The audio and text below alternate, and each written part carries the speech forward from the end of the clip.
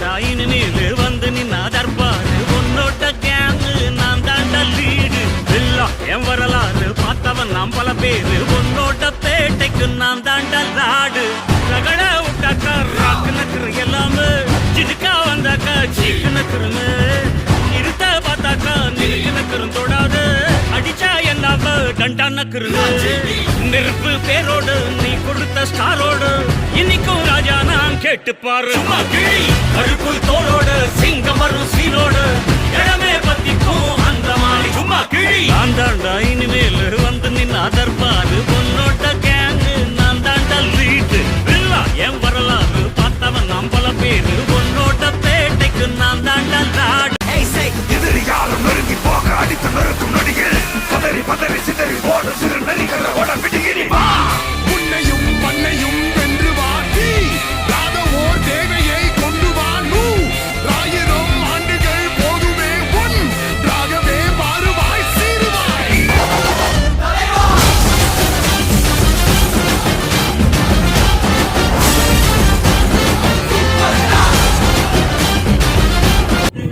கிட்டத்தட்ட பார்த்தீங்கன்னா இந்த 5 வருஷம் எவ்வளோ கஷ்டங்கள்லாம் பண்ணுறேங்க. ஆனால் அதெல்லாம் வந்து பெருசாக இருக்குது. தலைவர் கோசம், நம்ம அடுத்த தலைவர் சூப்பர் ரஜினிகாந்த் அவர்கள் கோசம் எல்லாமே நம்ம செஞ்சுருக்கோம். ஏன் கொடி பறக்க வேண்டிய இடத்துல வேற எவன் கொடிடா பறக்கும்? எங்கிட்ட மோதாதே நான் ராஜாதி ராஜனடா பம்புக்கு இழுக்காதே நான் வீராதி வீரனடா. அதாவது எல்லாருமே நான் சொல்கிறது ஒன்றே ஒன்று தான், நம்ம எல்லாருக்குமே வந்து போட்டி கண்டிப்பாக இருக்கணும். சரிங்களா? யாருமே வந்து புறமை பண்ணக்கூடாதுங்க. நம்ம போட்டியோட தான் வேலை செய்யும். என்னை வந்து ஏற்றி விட்டது ஒரு ஏணி, அது அந்த ஏணி வந்து வேற நான் பாலாஜி போல்டானால் தான், அது யாரும் வந்து இல்லைன்னு சொல்ல முடியாது. வணக்கம். நம் கண்ணிமிகு தலைவர் இணையதள தொலைக்காட்சி நேயர்கள் அனைவருக்கும் வணக்கங்கள். நாம் இன்னைக்கு சந்திக்க போகிற ஒரு பிரபலம் சென்னை வண்ணாரப்பேட்டையில் உள்ள மிக தலைவருக்காக வந்து நிறைய வந்து நற்பணி செய்து கொண்டிருக்கிற ஒரு இளம் சிங்கம் வண்ணாரப்பேட்டை டான் பாலாஜி. டான் பாலாஜினாக்கா கண்டிப்பாக வந்து இணையதளத்தில் இருக்கிறவங்க அத்தனை பேருக்கும் கண்டிப்பாக தெரியும். வாங்க அவர்கிட்ட வந்து இப்போ நேர்காணலில் நம்ம சந்திக்க போகிறோம். வணக்கம் பாலாஜி அவர்கள். வணக்கம் விஜய் அவர்கள். வணக்கம். ஒன்றும் இல்லைங்க, இப்போ வந்து நீங்கள் அகில உலக வாட்ஸ்அப் குழுன்னு நடத்தின்னு இருக்கீங்க. அந்த வாட்ஸ்அப் குழு இது வரைக்கும் எத்தனை ஆண்டுகள் நடந்துன்னு இருக்கு, அதனுடைய நலத்திட்ட உதவிகள்லாம் பண்ணியிருக்கீங்களா? அதை வந்து நம்ம நேயர்களுக்காக கொஞ்சம் சொல்லுங்கள். பார்த்தீங்கன்னா 7 வருஷமாக நடந்துட்டு இருக்கு இந்த வாட்ஸ்அப் குழு. இது முழுக்க காரணம், இந்த வாட்ஸ்அப் குழு ஆரம்பிக்க காரணம் செண்பக பாண்டியன்ற பொன்னேரியில் இருக்க ஒருத்தர் தான். அவர் தான் வந்து கிரியேட்டர்ஸு. அட்மின்ஸ் அப்போ வந்து 2 பேர் தான் இருந்தாங்க, செண்பக பாண்டியன்னு தனிகாட்ராமன் சொல்லி 2 பேர் தான் இருந்தாங்க. அதுக்கப்புறம் 2 வருஷம் கழிச்சு தான் நானே உள்ளே வந்தேன். அட்மினா போட்டார் செண்பக பாண்டியும் தனிகாட்ராமன் என்ன அட்மினா போட்டாங்க. அது போட்டதுக்கப்புறம் தான் நான் வந்து சில ஐடியாஸ் எனக்கே தோணுச்சு, தலைவருக்கோ சொல்ல பண்ணணும். அது வாட்ஸ்அப் குரூப் ரஜினி மக்கள் மன்றம் வரத்துக்கு முன்னாடி ரசிகர் மன்றம் இருக்கும் போதெல்லாம் நம்ம ரசிகர் மன்றத்தில் நான் இல்லை, மக்கள் மன்றத்தில் தான் ஜாயின் பண்ணுறேன் நான்.